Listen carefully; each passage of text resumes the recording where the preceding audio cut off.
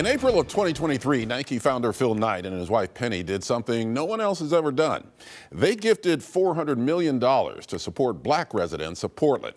The 1803 Fund was born to enhance place, culture, and education in the areas of inner north and northeast Portland known as Albina.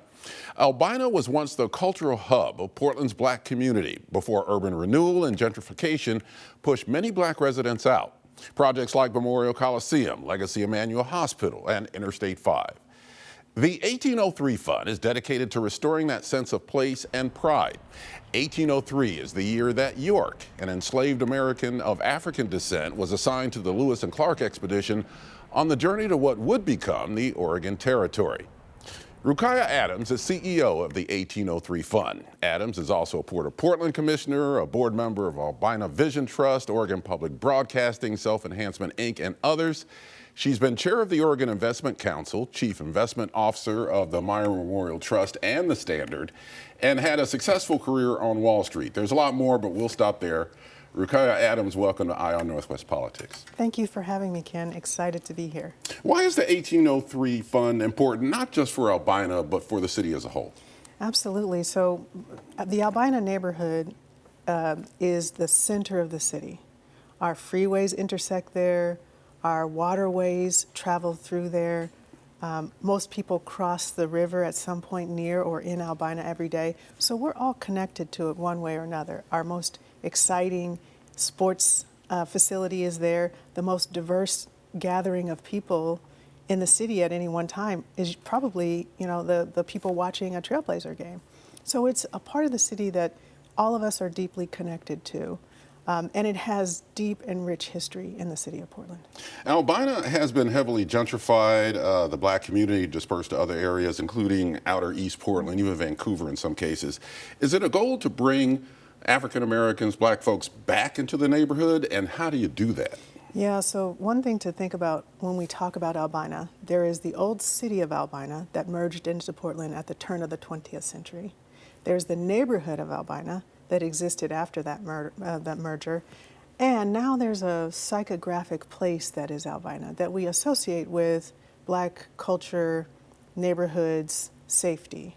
So when we say Albina, we mean roughly a neighborhood from the Steel Bridge on the south side to about the St. John's Bridge on the north side, and probably about a mile or two in from the Willamette River. So it's a pretty big area, and it's really close to what was the historic city of Albina. So when we think about the gentrification of neighborhoods that have historically been associated with Albina, most people think of lower Albina, meaning from, say, Fremont south down into where the Moda Center is. And it is correct to say that many of those neighborhoods have been gentrified, but most of them still are the most dense black populations in the city. 97227, for example, is still 20% black. Some of the historic schools that serve black children are still there. Many of those schools still have significant black student populations. So the perception about gentrification and no black people being there is actually incorrect. They're still the highest concentrations in the city. One other interesting point about lower Albina, which is Tillamook south to the Steel Bridge, is that so many people were displaced, virtually nobody lives there anymore. That neighborhood, which is about 90 square acres there, is now home to only about 2,000 people because it's largely parking lots, freeway overpasses, and sports facilities. So as we talk about the restoration of Albina, it's really the repopulation of big parts of lower Albina, and then the densification and refocus of the rest of Albina. So yes, we'd like people to return, but a lot of that will be building an entirely new neighborhood. And the opportunity in building a new neighborhood is really transformative.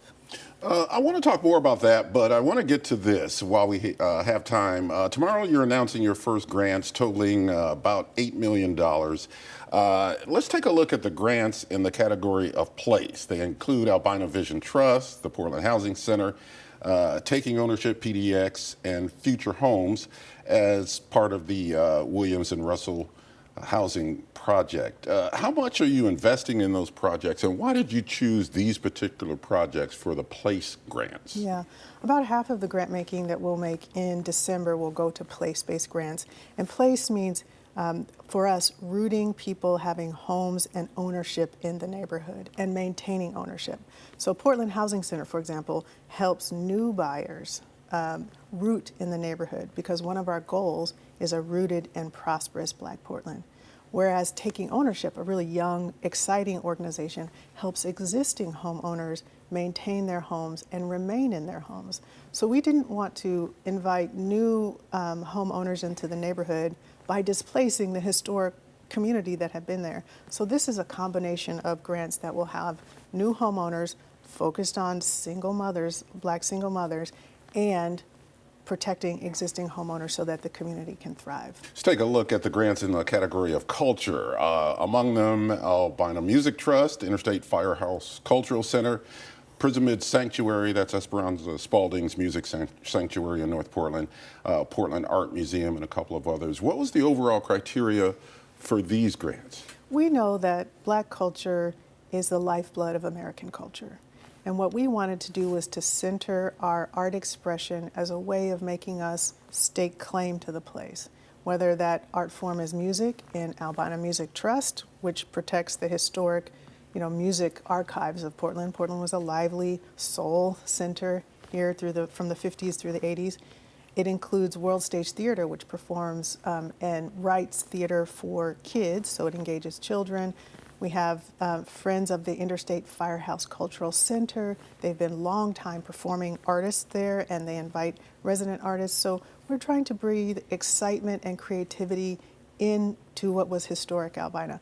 Now, the key here is we are focused on arts and cultural organizations that create for us, not just having us perform on the stage for audiences that don't include us.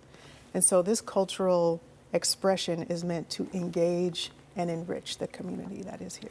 Rukaiyah, we've only got about a minute left, but I want to ask you, in the future, will the 1803 Fund develop its own projects, or will you continue to support existing projects and organizations in the community? Ken, that's a great question. The 1803 Fund is an investment fund, it's not philanthropy.